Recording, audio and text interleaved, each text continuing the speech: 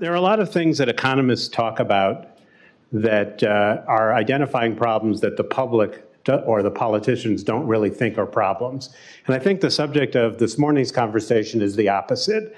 If there's ever been an issue that has been over-identified by the politicians, it's how technology is going to destroy all work. At the same time that John Maynard Keynes was wondering what we were going to do with all our leisure, I'm told that Herbert Hoover received a letter warning that industrial technology was a Frankenstein monster that threatened to upend manufacturing and devour our civilization. The letter came from the then mayor of Palo Alto, California. In 1962, John F. Kennedy said, more optimistically, if men have the talent to invent new machines that put men out of work, they have the talent to put those men back to work. But yet 2 years later, a group of scientists and social activists sent a letter to Lyndon Johnson, which I'm sure many of you have read about, 1965, in which they warned that the technological revolution would create, quote, a separate nation of the poor, the unskilled, the jobless, who would be unable to find work or afford life's necessities. Larry Summers said once that when he was a graduate student at MIT, he thought the Luddites were wrong. He was rethinking that position. He's probably rethought it again. And just today in the New York Times, Paul Krugman, responding to the discussion in the presidential debate, said that blaming robots for our problems is both an easy way to sound trendy and forward-looking, and an excuse for not supporting policies that would address the real causes of weak growth and soaring inequality.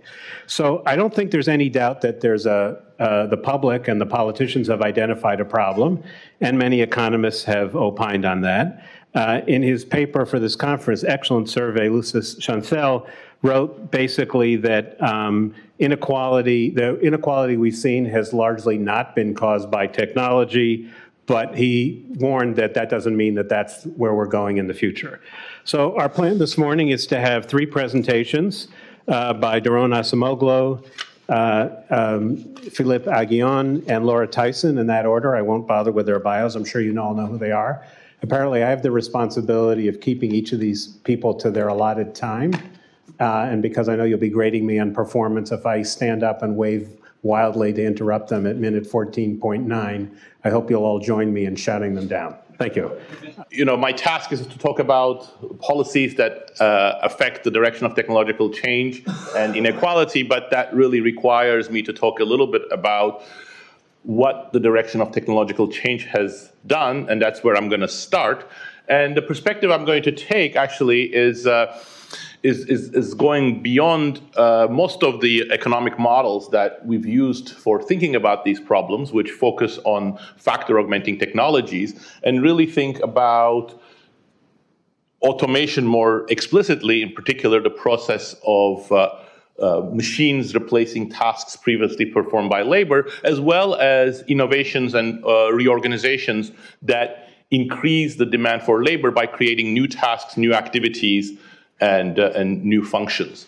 So then the question is, how can we interpret the data if we have this richness as well as all of the other issues that is at work? Well, it actually turns out to be feasible to some degree, and I'm going to start there both to show some interesting stylized facts and also to frame the discussion that there has been a major change in the direction of technological change. So this is from work that I've been doing. Everything I'm talking about is drawing on the work that I've been doing with Pasquale Restrepo. So this shows a measure of labor demand in the US economy in the 4 decades following World War II. So in particular, the gray triangles depict the private sector wage bill, total employment in the private sector times average wage, normalized by population so that it's not too unwieldy. And the remarkable thing about it is that this is increasing very steadily and very rapidly during those 4 decades, a 2.5 percentage point per year increase in the wage bill divided by population. And this is also the period we know from a lot of work on inequality when sort of the rising tide lifted most boats and real wages and employment expanded for most demographic groups. And the question is, how can we sort of interpret this? What are the contributors to this? And the rest of the figure actually gives a decomposition. This is actually a very simple decomposition, and it's an exact decomposition. You can try to think about this as this way. So the labor demand is going to come from productivity, anything that increases productivity, and it's going to have a composition component. So the composition component is essentially what a lot of economic models are about. Manufacturing goes down, services goes up, agriculture goes down, manufacturing goes up. So the reallocation of labor from one sector to the other is going to change labor demand. In fact, it turns out that the only thing you need to know for understanding how that will change labor demand is the labor share of in value added of the different sectors, the contracting sectors and the expanding sectors. And I'm doing everything here for labor in general, just for simplicity, but you can do this by demographic groups or finer cells of skills. So that's the second component, and that's shown by the dark blue, the composition effect. Then there is the usual sort of factor augmenting technologies, things that make labor or capital or different types of labor differentially productive and then causing some sort of substitution. And that's what I'm going to call substitution effect. That's the line at the bottom in the red. And then the final one is the yellow one, which is sort of a residual at some level, but it's calculated at a more micro level, at the industry level, and aggregated up. And that's what I'm going to call the change in task composition. So an increase in the change in task composition would be new tasks that employ labor, and a decline in the task composition or labor task composition would be things like automation that reduce the set of tasks, squeeze labor into a fewer set of tasks. And this decomposition is pretty stark for the 4 decades. So wage bill or labor demand grew pretty much in tandem with productivity. So the green line up there is the productivity, and it traces observed wage bill more or less in tandem. There is a little bit of a faster growth in the wage bill because of some substitution. Notably, composition effect is essentially zero. And that's because there are a lot of reallocation, but the contracting sectors are more or less the same in terms of their labor share as expanding sectors. That's not always true. For example, if you look at during the period of mechanization of agriculture, there's a huge composition effect because agriculture was a very low labor share sector. Manufacturing and services that were expanding and soaking up labor were much higher labor share. The price substitution effect, and here you have to make some assumptions, but as long as you assume that there is no technological regress, you can upper bound it, and this is essentially the upper bound. It's also very small. But also notable, there is no change in the task composition of production. So since I'm sort of introduced the task content as an important idea, this automation, new tasks, and I promised there are major changes in the direction of technological change, that doesn't sound like much to write home about. Well, but actually, there is no net in the aggregate change in the task content of production, but that's because there is a lot of change at the industry level in the task content of production, but it's being counterbalanced with different types of changes. So what this, because time is short, let me focus on the left-hand side. The right-hand side does the same thing for just the manufacturing sector. The left-hand side is the entire economy.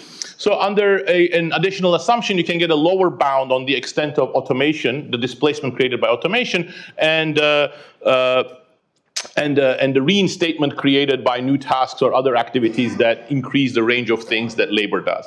And what you see is that there is relatively rapid change at the industry level, both in displacement and reinstatement. It's about a 0.5% a year. So in other words, if there was no reinstatement, instead of the 2.5 growth in the wage bill, you would have 2% growth in the wage bill. So it was significantly slower.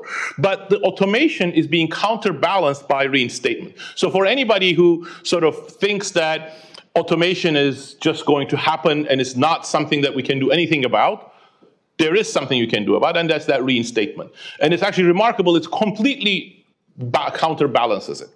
But now, let's come to the more recent period. Okay, if I can. Okay, here it is. So first thing to note is that the observed wage bill, as many people in this room know, has a very different behavior in the 30 years, in the most recent 30 years. Instead of the 2.5% growth, it halves. It's 1.3%. And more remarkably, in my opinion, since 2000, there's essentially no growth. So if you look at that gray line, it's essentially flat since 2000. Why is that? Well, to a first approximation, it's because of productivity.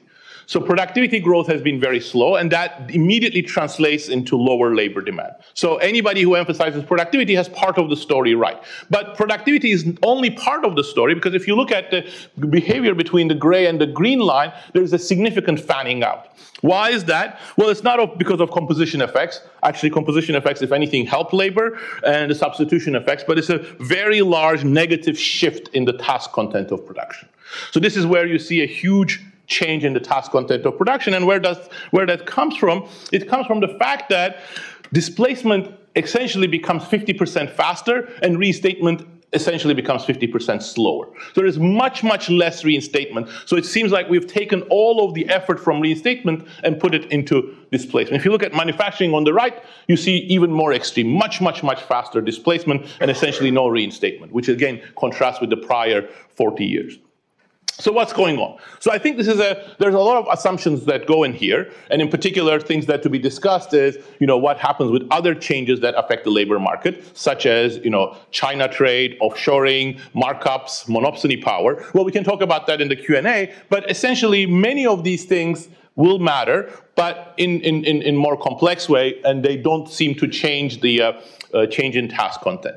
Many of them, like for example trade, will show up in the composition effects or in the productivity effects, depending what they do to overall employment, but not in the change in the task content. Offshoring and monopsony power are things to watch out for, and we can talk about those more. So, but if this is at least a starting point for thinking that there may be major changes in the direction of technological change, the question is why? Essentially, there are two classes of answers. One, I would say, boring answer, which is that technology exogenously change, or the meta-technology exogenously change. So we have an innovation possibilities frontier of the economy, which says, how can you trade off between different types of technologies, factor augmenting ones, displacement, reinstatement, and somehow that might have shifted and may have it much, much harder to create new tasks and much easier to do automation. That's logically possible. There is no direct evidence that it did, and there are a couple of reasons why I don't find that very convincing. I think much more interesting and relevant for the policy discussion is that it's actually an endogenous change. And in particular, if it's an endogenous change, what it is that we have an innovation possibilities frontier. We were at a certain point, and for some reason we are now distorted, and we're moving away from that to a much more unbalanced composition of automation and new tasks. And that's particularly interesting because it would explain both things at the same time. Why it is that there is much larger change in the net task content of production, and also why productivity is slowing down. Because if you're distorting and you're moving to a point away from where you should be on the innovation possibilities frontier, that's going to have productivity consequences. If you leave the low-hanging fruit and go after the same thing more and more, you're going to run into diminishing returns, you're going to do things inefficiently, and that's going to have productivity consequences also. So therefore, coming to what the reasons might be, and here the evidence is less clear-cut, but I think there are interesting pieces of circumstantial evidence as well as other issues to be thinking about. And let me sort of be brief, since I have 4 minutes, and classify them into 4 categories. First, fiscal incentives. I think those are very important. What we're talking about, very differently from factor augmenting technologies, is how you decide to allocate given set of tasks for production to capital versus labor. But the taxation of capital versus labor matters greatly. All OECD countries, all advanced economies, actually all economies, have a lot more taxes on labor than capital. And that situation has become much worse over the last several decades. Corporate taxes have declined.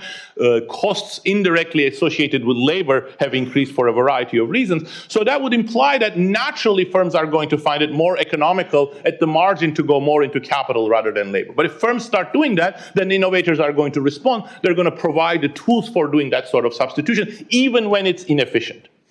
The second is R&D support. If you look at the signature items that have become platforms in the 20th century, the government support through R&D and also through the direction of R&D are actually everywhere. And that has more or less become weaker, seized perhaps is too strong a word, become weaker over the last 3 decades. So especially if sort of new tasks, creating new platforms for labor to find quite different ways of doing new activities, things that you cannot actually think about what the new activities that labor will be doing in 10 years, then it means that it's a much harder form of innovation, a much harder form of platform building. Well, if the government support, government pushing in that direction is withdrawn, then I think it becomes harder. The third is actually internal organization of firms, especially the balance between capital and labor matters greatly. So in particular, for instance, there is interesting work by my colleague Simon Jaeger showing that in Germany, firms that have co-determination and workers' involvement on boards are more likely to adopt automation technologies. But when they do that, they get better productivity and they don't actually cut employment relative to others who are not co-determined. So that sort of suggests that this sort of the balance between capital and labor matters greatly, and that's no surprise. Again, if this is the difference between thinking of technology just as factor augmenting versus this task composition, it's really about the balance between capital and labor. So the power balance between capital and labor will matter naturally. The fourth one is the most sort of wishy-washy, but I think the fact that it's wishy-washy shouldn't make us think it's unimportant. I think the visions and the ideas of the leaders of the corporate world matter greatly. If technological change is pushed by Silicon Valley, by companies whose business model is based on machines and automation, that's going to have an effect on the ecosystem of innovation. If you think of Tesla, I think it's representative of this view. Opening a car factory in Silicon Valley that tries to automate everything and without any production workers, I think is emblematic of a general shift in the priorities of business. And again, there's no reason for this to be inefficient, but there are a lot of reasons for this to be inefficient also. So in my last minute, the four factors also give us the four ways of thinking about policy. I think policy to affect technological change is hard, so it's particularly important to think about all of four of these levers. But at this point, you might think, well, this is just, really hard. How we understand technology so little. How can you try to change the direction of technological change? And perhaps that's something that the governments should not even think about. Well, let me end with a counterexample. I think we've done that many times and with great success. If today the climate change problem is not as bad as it would have been, that's thanks to the fact that governments all around the Western world identify certain activities, certain types of technologies that were more desirable than others, those that do not pump carbon into the atmosphere, and then took concerted action on all four of these dimensions in order to shift the direction of technological change away from fossil fuel towards cleaner energy. And it's been amazingly successful relative to where we were 40 years ago. Today, essentially, green technologies are more or less cost effective relative to fossil fuel technologies, and with a reasonable carbon tax, it would completely change the face of the climate change direction. So I think what's been done in climate change is probably harder when it comes to automation versus new tasks, but it can be done again, and I think it's an important set of issues for us to consider. Thank you. Thanks so much for inviting me. It's a very intimidating audience, and it's also intimidating to be with Daron and Laura in the same panel. So I look at the whole program and I said, let's put innovation in an inequality. How factoring in innovation changes our way to think about inequality and what to do about it. So when people ask me first, what is inequality? I used to say, well, if someone asks you inequality, ask the person, how you measure it. You could measure inequality by broad measures, like the Gini, how far you are from perfect equality. You could measure inequality by the share of income of the top 1% or the top 0.1%, but you could also measure inequality in a more dynamic way, how correlated my income is with my parents' income. That's a more dynamic way to look at inequality. It's very important to know. And they have some relationship with them. We know that from the work of Emmanuel Saez and Raj Chetty and co-authors, then areas where you have more social mobility, you tend to have less broad inequality. That's what we call the Great Gatsby curve. But we know there is no such relationship between social mobility and top income inequality. So already when you ask inequality, what are you talking about? Which measure of inequality do you have in mind? You have to be very precise. Why should you care more about the top 1% than the broad inequality or the dynamic measure? Second question you could ask, okay, top income inequality, what are the sources? And in fact, there are several sources. I will argue that innovation is one of them, but of course, lobbying and rent seeking is another source of entry barriers. I used to say there is Steve Jobs and Carlos Slim, and both have a top income, but they don't have top income for the same reasons, okay? So that's important. You cannot be, some people reason in a world where there are only Carlos Slims and no Steve Jobs. Does it make a difference?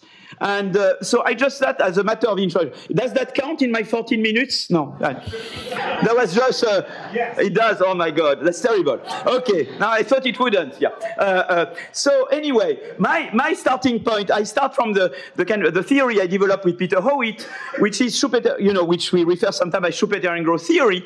And the idea is that long-run growth is driven by innovation.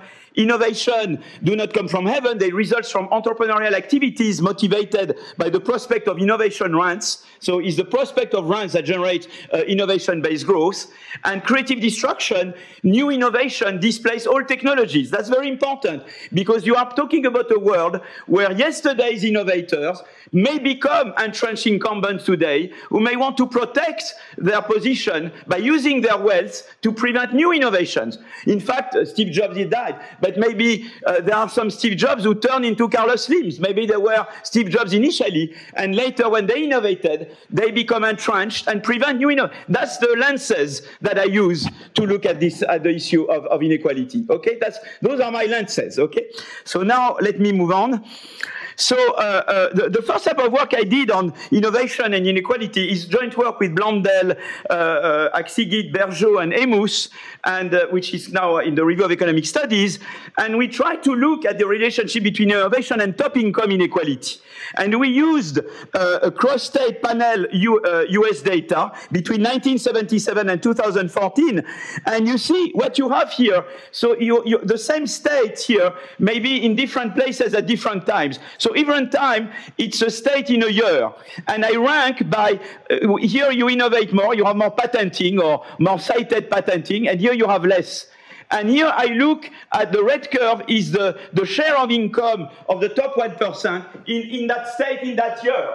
And what you see, and those are IV regressions, so it's really causal. I don't want to, yeah, you're right. I should get, it's very hard for me, to do the, yeah, it's very tough for me because I dance and I walk, it's very hard. Okay, so I have to remain still. Okay, very hard. So here what you see is that whenever in a state you innovate more, the share of income of the top 1% is higher. That's very important. That means innovation is a source, and in fact an important source, of top income inequality. Those states in the US where you have higher share of top income are typically Massachusetts, Connecticut, California, where there is more innovation. But what's very interesting is that if you look at the effect of innovation, oh my God, yeah, I did exactly what I was not supposed to do, okay? If you look at the relationship between innovation intensity and broad measure of innovation, that's the Gini excluding the top 1%, you see no effect. You see, that's interesting. So innovation is a source of top 1%, but very different from lobbying. Lobbying increases also broad inequality. Innovation increases top income, but not broad inequality. Why is that? Because, and why does it increase top income inequality?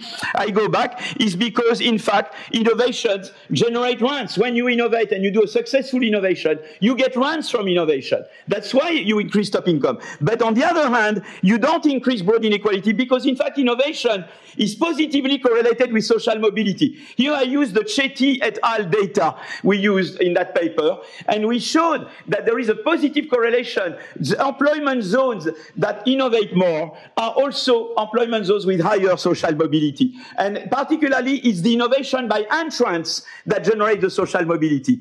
And why is that? It's because of the creative destruction. You see, innovation generates creative destruction. I try to here look at where am I going here? Yeah. It's the last thing, creative destruction. The creative destruction, it means that, in fact, innovation has the potential to deliver social mobility because you get rents from innovation, but temporarily, because one day Olivier will do better than me and he will replace me. It's not like being a landowner where I remain landowner forever. You see, so that's interesting because innovation is a very different source of top income. It generates growth, it generates social mobility, and therefore it does not increase inequality at large, unlike, for example, lobbying. Lobbying, of course, entry barriers reduce social mobility, reduce growth, and increase global inequality. So you should not treat innovation and other sources of top income the same way, okay? So now I move to something else, is that should I still worry about the top 1%? I should worry about getting some water, because I'm getting dehydrated. So the thing is that people then say, but then should you worry about the top 1%? And I said, yes, you should, because they may use their rents to prevent future innovators. And we have a recent paper with Antonin Bergeau, Timo Boppard, Pete Clino, and Yui Lee called A Theory of Falling Growth and Rising Rents. Okay? And you see, this is very interesting what happens here. You see, this shows the average annual growth rate in the TFP growth rate in the US.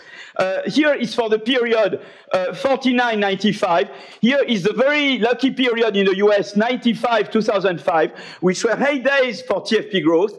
And here you see that TFP growth has decreased enormously since 2006. You could say it's the crisis, but it keeps going. So it keeps going well beyond the financial crisis. And so you have the rise growth and then fall growth. But at the same time, you have something else. The markups and the rents have gone up. So this is that's the markup of firms. So the average markup, which is the red curve, you see, has gone up over time. And but if I look at the labor share, which is the mirror, the labor share has gone down. So profits have gone up, labor share has gone down, and growth is going down. So what's going on there? And then it's my discussion with Zuckerberg. I had the chance to meet with Zuckerberg when he was in Paris. And I said, you are responsible. You are co-responsible for the falling TFP growth in the US. And why is that? You might think. He thought we would talk about hate speech and privacy. And I said, no, in fact, I will tell you about growth.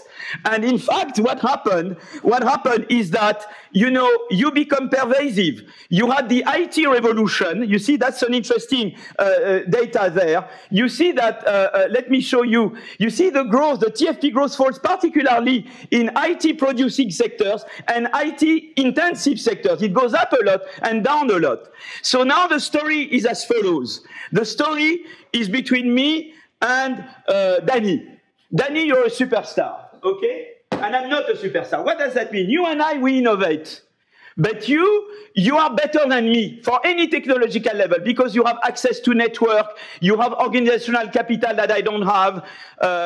Maybe you know how to play with the tax system better than I do worldwide. And you, for any level of technology, you do better than I do. And I cannot imitate that. We both innovate. You and I, Danny, we do several things, okay? We don't do only one product. We don't have only one establishment. We do several things. Come the IT wave. The IT wave, what it does, that we can do more things. But because you are better than me, Danny, you will expand.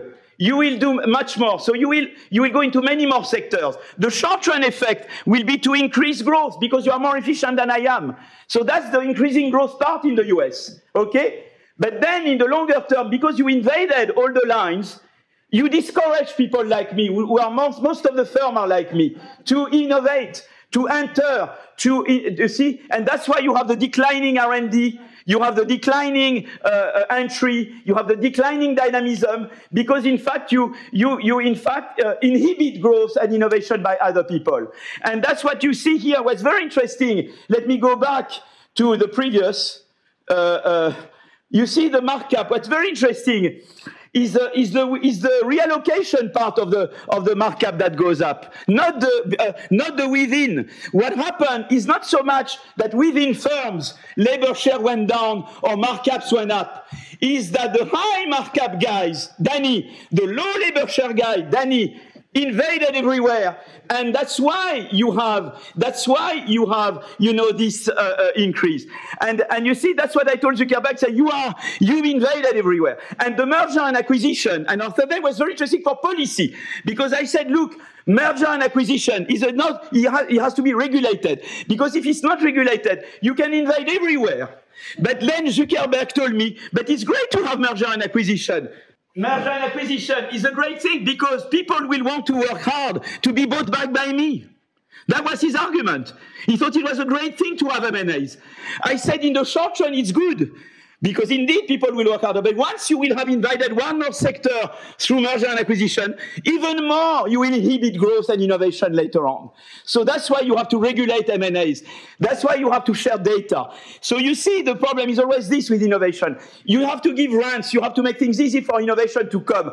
But you have to regulate those who innovated. Because otherwise, they invade the whole economy and they spur future innovation. And here, that's what we have in the US, is that in a sense, with respect to Gordon is a wonderful friend, but I think he has a pessimistic view that the decline in TFP growth is a fatality. For me, it's not a fatality. If you manage in the US to have appropriate competition policy, you reverse the decline in growth. IT and AI are fantastic opportunities for more growth, but combined with wrong competition policy, they are an impediment to growth. You see how the same technology with the wrong policy, instead of being a foster growth, it's an obstacle to growth. So it's always, we discussed that with Daron at the CFAR, the Canadian Institute, is always the matching between technology and institutions that gives you the outcome.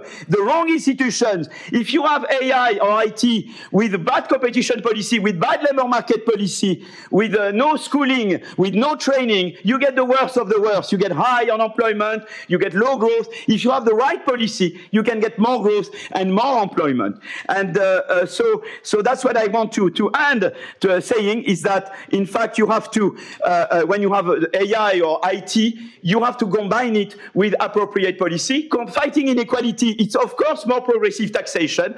I'm sure you discussed that yesterday. I know in heated debates, and I believe in progressive taxation, but a taxation that should not discourage innovation, of course.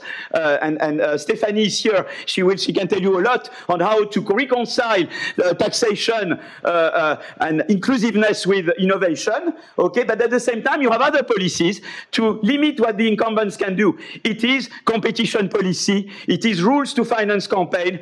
You see, my problem is not that there exist rich people. I think it's fine, but you need to have no-fly zone above them. That is, you can be rich. I'm not bothered that there are Wellenberg and Mr. Skype in Sweden, as long as they cannot buy out the system, as long as they cannot prevent new people to come. Some people believe the way to deal with the rich is to eliminate them. No, even some French colleagues have on it. But, you know, my way is to think it's okay, but make sure that they don't prevent future innovation, and some policies here go in that direction. Thanks so much.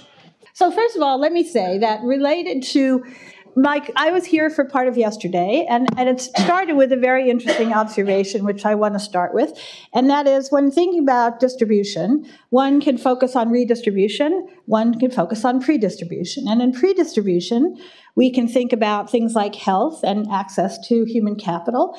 We can also think about good jobs. So I really want to focus here on good jobs and on the role of policy to influence the direction of technological change and the rate, and also the implementation. How do we implement the technology?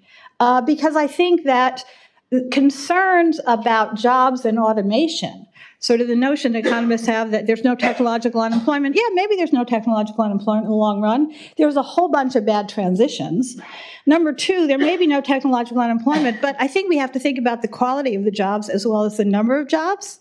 So yesterday I heard, I don't see him here, one of my best student ever, I've taught economics for a long time, was Larry Katz, and Larry Katz was here yesterday, and he actually said something on stage about, well, they're going to be a future of artisanal jobs and personal service jobs. And that really worried me. That really worried me because I don't know about the quality of those jobs. I don't know about the income. It's a good job. It's a job that's an adequate livelihood for the majority of workers that we are worried about in my sort of world of what we worry about in distribution. So I just wanted to start that way. I wanted to note that Daron and I had no communication prior to this, although I've read all his work, but we actually have a lot of agreement on the policy areas, tremendous agreement. And I also wanted to say that my work, I'm working on this from a policy point of view and a comparative point of view. I'm sitting in Germany right now at the American Academy in Berlin trying to understand what Germany may be doing in a variety of these areas to affect the direction of technological change, the rate of technological change, and I would say also how it is implemented. So my task here is to be fairly concrete and specific about some policy proposals. I will focus on the US and say that I'm doing work on them in Germany. And what I came up with as the policy buckets are largely the same buckets as Daron: tax policy, R&D policy, and I would cut out federal government there and just say government support for R&D, and labor market policies, but ones that I think either can influence the direction of technological change or how technological change is actually implemented at the level of the firm. So not all labor market policies, there are plenty of ones that I'm not going to talk about. So let me just go to the first. Don't need to say much about this here. Daron's already made the point. We have a huge, we have throughout the advanced industrial countries a growing system that taxes labor much more than capital. So that is certainly going to have an effect on how technology is designed, how it is implemented. So I say, okay, what can we think about in terms of the US? Well, we could reduce payroll taxes. We could come up now. Peter Diamond reminded us yesterday that whenever we're talking about tax policy, we have to talk about the revenues we're giving up if we cut taxes in a certain way. So, yeah, we can reduce payroll taxes. We know the ultimate burden of that falls on workers. We know that it affects the choice of technology and the choice of labor intensity. So we could do something about that. If we do something about that, we have to worry about the fact that that is a huge source of revenue for our worker support programs, including Social Security. Peter mentioned yesterday, Peter Diamond, that the one area where Americans seem to be willing to pay taxes, higher taxes, would be for Social Security. So they might say, oh, you want to reduce our payroll tax? Who's going to fund Social Security? So we have to come up with something else. Well, what about, I'm going to skip number 2 because you're going to hear from Saiz and Zuckman. I personally think a simple way to start going after wealth would be to get rid of the carried interest and to tax capital gains as income. I mean, it's just simple, it's doable, it's a political issue only, it is not a design issue. We could do it overnight if we got the politics. So, but let me go to the carbon tax, because I think the carbon tax is really interesting for a variety of reasons. It raises revenue. Let's just start with that. It raises revenue in a way which actually does promote R&D to move in a climate change correction, carbon reducing way. So it has all kinds of benefits, from revenue to encouraging R&D to supporting individual actions to reduce carbon. So I'm a big favor of that. I think Saiz and Zuckman, Saiz maybe have talked about this yesterday. I wasn't here during his thing. I just wanted to mention mobile stateless capital income, because a lot of the firms that are driving, a lot of the firms that Philippe is worried about, the ones that have all that market power, the ones that are Danny, all that power. So one of the ways they use the power is to move their income all around the world, not to pay any tax. And they're very good at it. They're extremely good at it.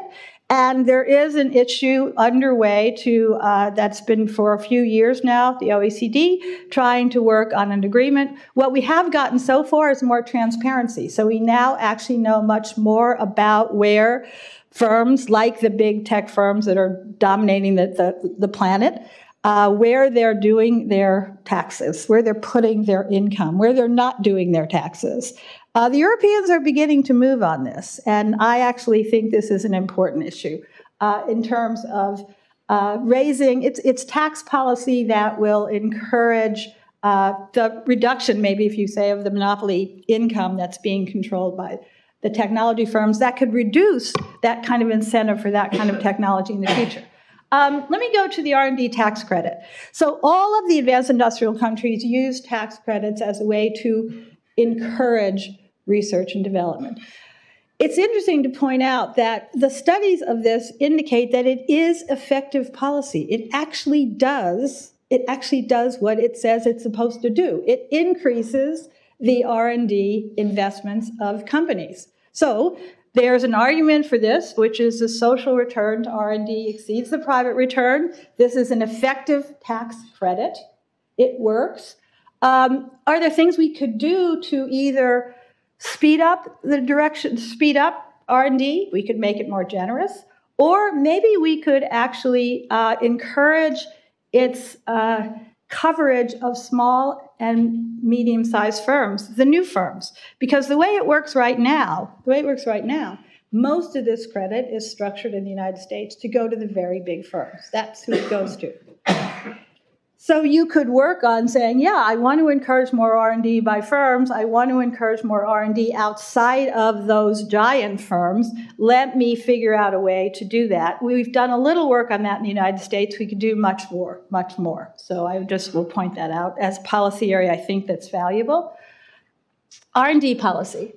So governments around the world also just directly fund research and development. Here, there are all kinds of opportunities, as Daron mentioned, to say, well, what kind of R&D do you want to fund? Okay, what kind of R&D do you want to fund?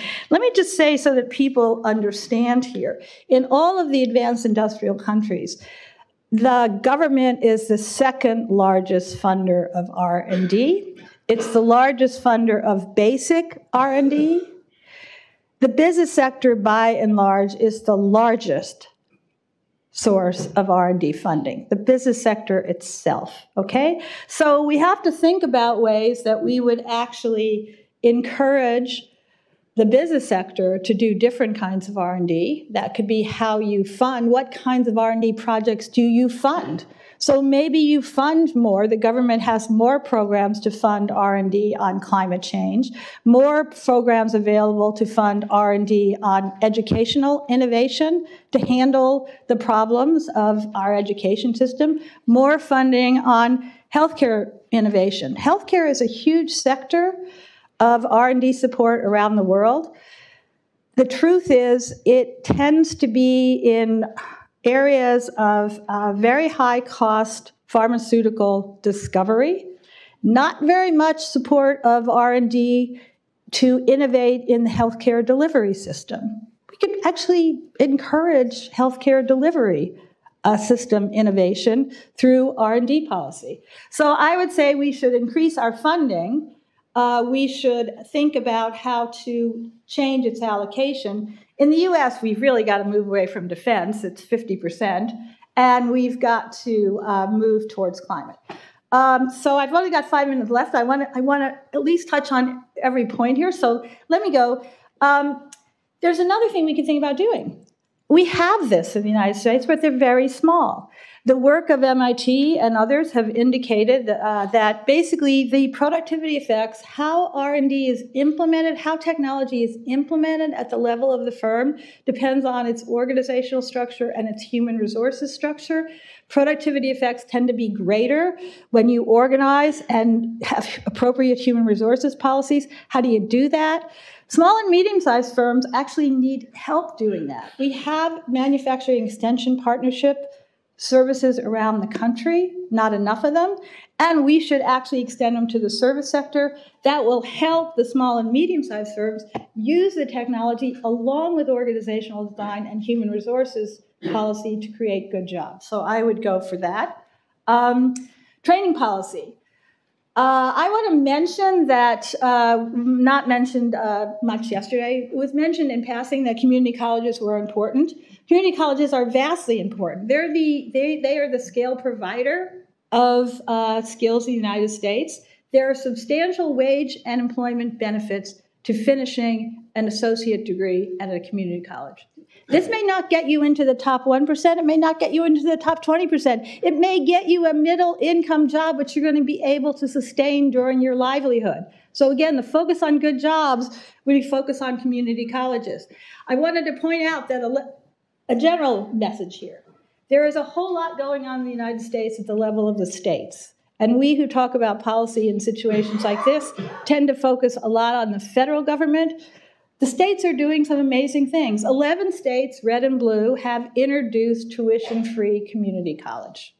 They have done that already, and other states are looking into it. California just launched, you can take it now if you want, a low tuition, completely online community college program targeted at adults and the underemployed. States have done a lot on apprenticeship programs. So that's an area of strength in Germany. If you look around the US, you'll see something called the Skillful Network. There are a bunch of apprenticeship programs that are being deployed, and we could have more federal funding for that. I mentioned that the Department of Labor has put $100 million of grant funding to support apprenticeships. I won't even say how small $100 million is relative to any other spending, but that could be expanded. So I think that's a good one. Organizations to represent worker interest. Daron mentioned this, several people mentioned this the other day. Honestly, the way technology is deployed inside of a firm depends on human resources. It depends on training the firm has. It depends upon the voice of workers in that firm. And where you have instruments to represent workers, where you have works councils or workers on boards or unions that have the negotiating power, effective negotiating power with the employer, that can affect how the technology is deployed. It can affect the pace at which the technology is deployed. It can affect, is there going to be training made available to the workforce with the technology? So worker voice here is really important in terms of the deployment of technology. And I think it's also important, obviously, because of monopoly power, but you'll hear about that from others, so it's just up there for completion. I wanted to talk about the last area, and that is, it may be the case that we can do things to try to influence the direction of technological change and the rate, but it may be that it actually is polarizing. It actually does take out middle jobs. It actually is de-skilling. Those things may all be somewhat true. Therefore, what can the government do with new regulations or new controls or new labor market policies to affect how workers are hit by this technology? Okay, I mean, if we can't change those basic characteristics of the technology, and maybe we can, but let's go to this last point. Maybe we can't. What do we do to protect the workers? Because the workers are falling into all kinds of new employment relationships that are not covered by existing benefits law, existing social protections law, existing legal rights like anti-discrimination, gender discrimination, safety at work. These are not covered in lots of these gray zone areas, okay? He says, stop now. So all I'm going to say is I'm going to bring your attention to a new California law, which is just an example of what a government might try to do. So California AB 5, we're basically saying, you know what? If you are an Uber or a Lyft driver, you are a worker. You're an employee of Uber and Lyft. You're prorated. We understand you're not working just for them, but you, during the time you work for them, you are an employee. You are not an independent contractor. What that means is you are subject as a worker to the rights and protections of workers afforded by California law and afforded by federal law. So I think I will end there by saying if you can't stop the technology and you can't direct it away from being de-skilling, you might be able to, at least by creating these kinds of controls, regulations, apply appropriate supports for the workers. So at the end of the day, remember my starting point. My interest is how do we develop a set of policies to create good jobs? And the good jobs are adequate jobs, livelihood jobs for the vast middle. That's my definition of the kind of distributional issue I'm concerned about. Thank you. I have a few questions, and then this is such a good audience, I don't want to monopolize the time. I want to, Daron, I want to understand one thing that you said. So one would expect, if we're seeing this big period of investment in capital and using less labor, that we would see an increase in the rate of growth of productivity, which we don't see. And is that what you meant by this is inefficient? And can you just expand on that a little bit? What is it? What is the nature of the inefficiency that we're getting lots of labor substitution but no increase in productivity? So thanks, David. Yes, so let me expand on that and preface it by saying I don't think there is much direct evidence on this productivity link. So a lot of this is circumstantial or just conjectural. But there are two reasons why we may have a situation in which there is a lot of adoption of a lot of very fancy technologies, but we're not seeing the productivity benefits. And actually, there are more than two reasons, but let me focus on two. And one of them is that even statically, leaving the technology aside, you may be over-automating. So if you are over-automating, meaning that because of tax incentives or other reasons, you're actually producing with capital things that would be more efficiently produced with labor, that would show up as lower productivity. And how large is that effect? Well, it could be some magnitude, but probably nothing comparable to what you can to explain the whole productivity slowdown. But the second factor is that if, because of that excessive static automation or other reasons along the lines of what I was talking about, that you're distorting away from where you should be along the innovation possibilities frontier, you would be more and more running into diminishing returns. So you're sort of going after less productive automation technologies while leaving potentially more productive ways of reorganizing labor and reorganizing work in a way that would increase productivity. So if you think of AI, for example, if a lot of the effort goes into very challenging tasks that are about automation, such as, for example, facial recognition, that has relatively little economic application, at least in the short run, except for creating a surveillance state. But you can use, you don't in return use AI for creating new tasks in healthcare, in education, in the context of manufacturing, especially in conjunction with augmented reality, for example, where a lot of prototype technologies are out there in government, some government-funded, some NSF-funded, some DARPA-funded projects, but they're not really being applied. I think that would show up as, again, productivity growth. There are other reasons why productivity growth would be slow, but I think those would be contributing factors, and I think we really need to sort of think about the determinants of the changes in the task content of production together with its productivity implications in order to make more progress on this. Thank you. Philippe, it was a fascinating discussion you had about balancing policy that encourages innovation but doesn't lock in innovators so that we lose the next generation. And I'm just thinking about how someone might respond to that and say, great, so Europe has the model.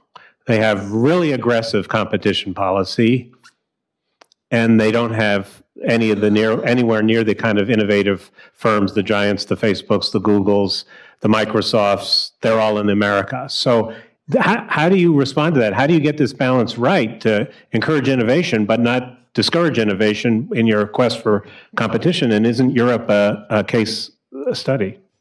I think, innovation-based growth is based on, facilitated by many factors.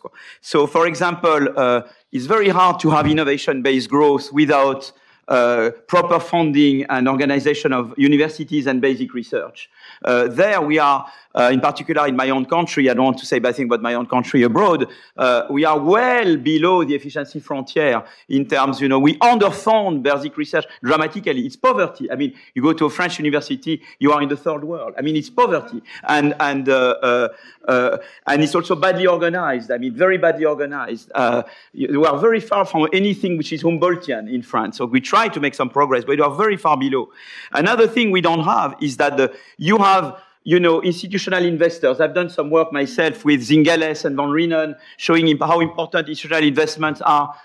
Investors are for innovation. You have venture capital. We are proper venture capitalists. There are people who have been themselves successful entrepreneurs, and then they do an IPO and they become venture capital.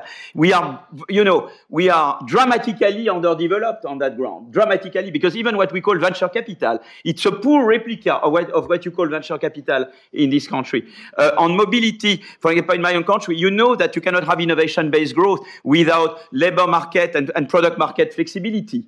And we of course, you have competition policies on goods, but not on services, for example. Bolkestein, all the debate on service. And labor market in France with Macron, we tried to do a beginning of making the labor market more flexible. And another thing also is macro policy. You need a more counter-cyclical macro policy to prevent that. So we have Draghi with a mirror, it's fantastic to have Draghi. We have our friend Erkki here.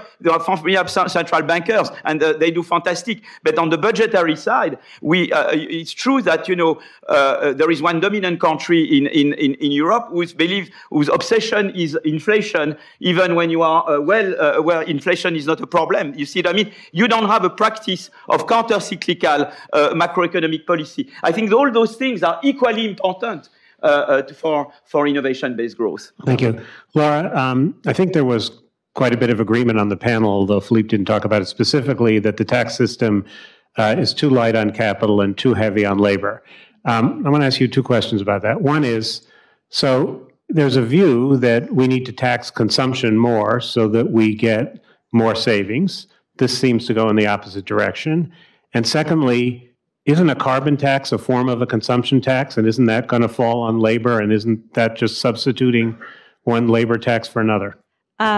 I guess I think that it depends upon what you call a tax on labor. We're not tax on labor when it's a tax directly on the cost of employing someone is different to my mind than a tax that falls broadly across the population and has some regressive components to it. So if we were talking about, I decided not to mention any value-added tax approach here, although interestingly enough, California is sort of thinking about it a little bit.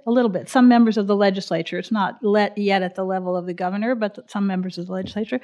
But I actually think that if you think about that as a labor tax, then I would say we actually do know from other advanced industrial countries, there are lots of ways to make a consumption tax highly progressive and to take out a number of its regressive features by essentially providing some direct income support for people at the bottom. So if that's, I don't think that seems to me to be a better approach than a tax which goes directly on the cost of labor from the employer's point of view. So that's it.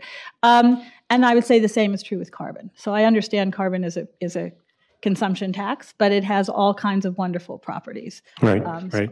Daron, you made you made 4 points. We tax capital too much. Too little relative to labor. We don't support R&D enough, the internal organization of the firms and the lack of labor power. And then your fourth point was a little bit mushier, but you were kind of talking about the zeitgeist of corporations. And I wondered if you and Laura could respond to whether there's anything interesting in the recent Business Roundtable restatement of what business is supposed to be, not just for shareholders, but for a broader set of stakeholders. Is that substantive or just window dressing? No, I think it's important. It's indicative of a general reawakening of interest on these issues, but I don't think that such pronouncements by themselves are going to go very far. I think it's a sort of a broader issue of changes in social norms. It's exactly like in climate change. You can make pronouncements saying that we care about climate change at the company level. Our CEO is committed to it, but unless the customers and the workers and the whole society's values change when it comes to these issues of carbon emissions, for example, it won't have much of an effect. At MIT, about 1 in every 2 undergraduates are now in computer science and AI, and many of them are attracted to that field because they want to go and work for one of the big tech companies. And so they immediately start, internalizing the ethos of those companies, or at least as they perceive it. So, and we don't have any counterweight to that. So they don't learn about what happens when you develop surveillance technologies that are then used by governments, NSA, Chinese governments, what happens when you violate people's privacy, what happens when you have choices about the social implications of technologies that you develop. So I think it's a broader conversation that we need to have, both with people who are going to go into the innovation tech area, with the companies, with consumers, and the government. So, Laura, you're on a couple of corporate boards. Do you sense any change? Well, Daron's already told us he's ineffective at changing the MIT curriculum, so I wonder whether you're more effective at changing the agenda of corporate America. I would say a number of things about this. Number one, the companies are responding to pressure. This is actually coming from the investor community, from a growing number. The fastest growing pool of institutional investment and individual investment in the United States is on sustainable investments. And one of the things that sustainable or impact investors think about is human capital. So these firms are like listening to, they're hearing about this. They're also hearing about it from the point of view of their workers. They're young workers, they're new employees. They're basically saying, we actually care about this. You need to do something about it.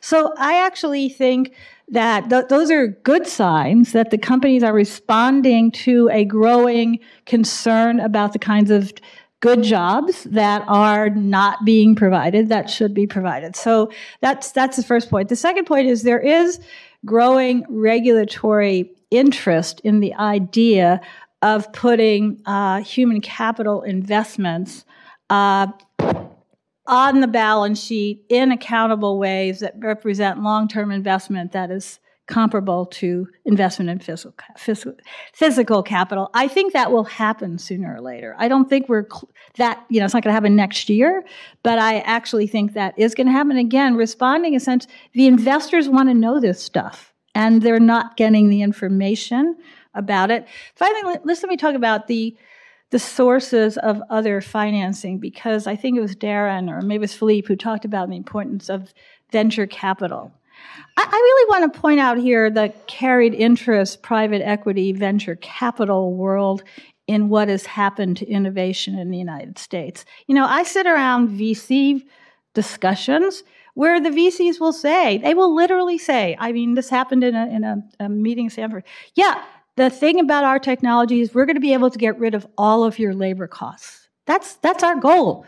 And then the returns will go to the capital owners and to the VCs who support the capital owners, who are the capital owners. So we actually do have built into the system incentives, they're tax incentives, for technology to go a certain direction. And Daron's written a lot about this, but technological change is path dependent, and if you're being driven by a pool of funds that is most interested in increasing the capital share at the expense of labor, that's what you're going to do. Philippe, please. One element of, I agree with that, you have to act on the direction of technical change. For example, with Daron, we've done joint work on green innovation, how to use carbon tax and a subsidy to clean innovation to redirect technical change towards greener. There is another force that can play. So, for example, I'm doing current work with Roland Benabou and other co-authors, and we show that competition can be a force. So, for example, in countries where values are pro-green, product market competition pushes firms to innovate greener.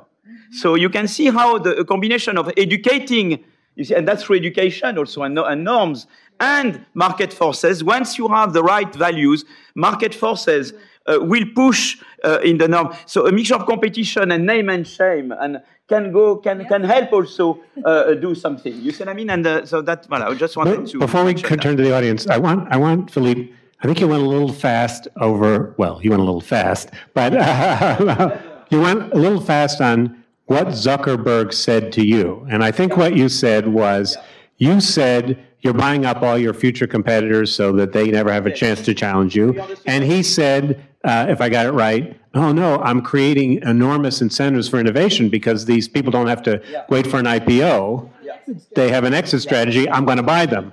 Right? Exactly. And then what did you say? So I said, yes, in the short run, that can be good. I mean, they will work harder. And in the short run, you are high efficiency. So that for both reasons, in the short run is good. But once you will have invaded this one more sector, you will inhibit innovation afterwards. You see, so maybe allowing for unrestricted M&A. You see, when you saw my growth going up and then down, might make growth go up by more in the short run. but by more down later on, because even more you will have expanded. And when there is a picture I didn't show because I was still under the Olivier constraint in my head to not show too many slides, but you can show that it's the big firms in the US that expand the number of establishments the most. You can look at the growth of number of establishments per firm size, and you see that it's the bigger firms that expanded more than the smaller firms.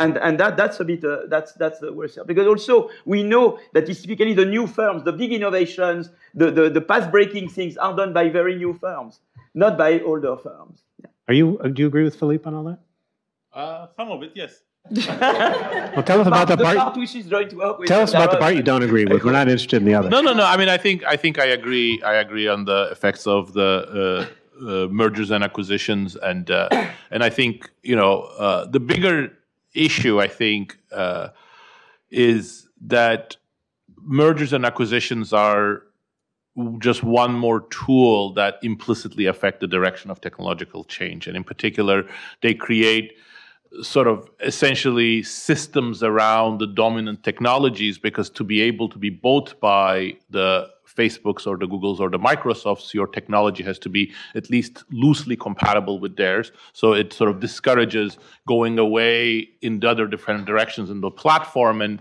sort of that's how I would bring it to the issues that we were talking about. Olivier?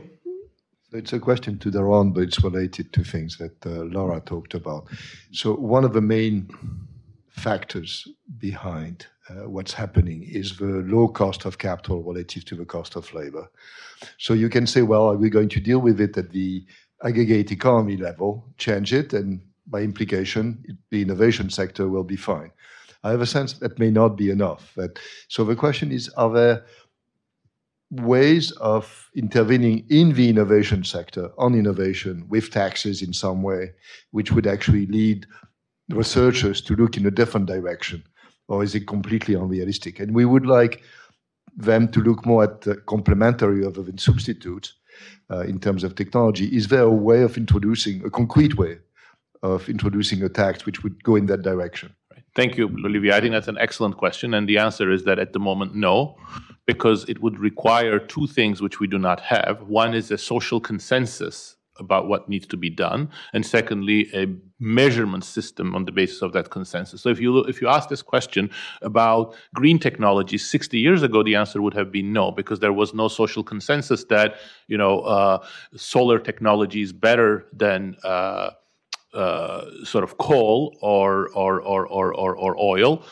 And there was no measurement system for the carbon content of trade. But with increasing awareness, first the social consensus about that developed, and then we found a pretty good way of measuring the carbon content of different types of technologies, and that became the basis for subsidizing certain types of technological changes and innovations, which was hugely effective, actually more effective than the carbon tax.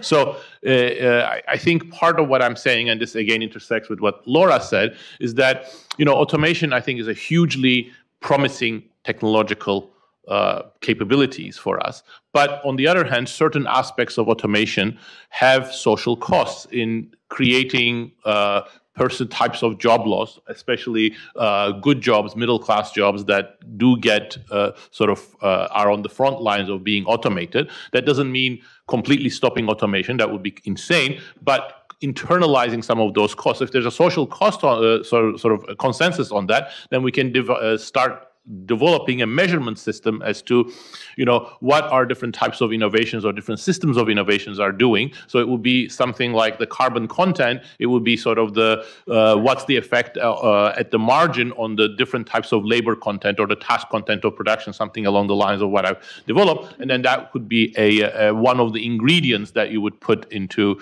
the sort of the direction of technological change. So I just want to add to this 2 points. Number one, I do think that we should think about research and development policy, whether it's tax policy or funding policy, which actually does do more for a broader section of the economy and small and medium-sized firms as opposed to large. Because the reality is that it's like 75% of R&D in the United States is done by the business sector. And of that, 80% is done by 5 sectors. and those 5 sectors employ less than 10% of the population. Okay, so we're putting a huge amount of R&D support into aviation and a variety of IT-related things that do not have much labor employment. Briefly, we're almost out of time, and I want to get one more. All right, so all I want to say is I think we can actually imagine that we have an R&D policy whose one priority of which is employment generation. We don't have it. We did it with climate. We do it with defense. We do it with health. Yeah, we can do it. We could direct it towards education and health, that part of it which is healthcare delivery, not pharma. Yeah, I think good. Briefly? To say something, it's very interesting that to see a recent work done in various countries, and including in France, French data, shows that plants that automate create jobs overall, particularly middle skill and high skill jobs. And it's those who don't who are evicted. It's really an eviction effect. The plants that automate, very interesting. Maybe overall they destroy jobs and they create jobs, but overall they don't. They don't seem to the negative. The overall doesn't seem to be negative, particularly for middle skill and high skill. So it shows, of course, that education policy to have also a system where the middle skill are people who have gone to school and firms. You know, the German is very good at that. I critical German on the macro, but on the on schooling system, they have a fantastic schooling system where they mix, enterprise and school. They are very good, and middle skill jobs do very well with automation and high skill.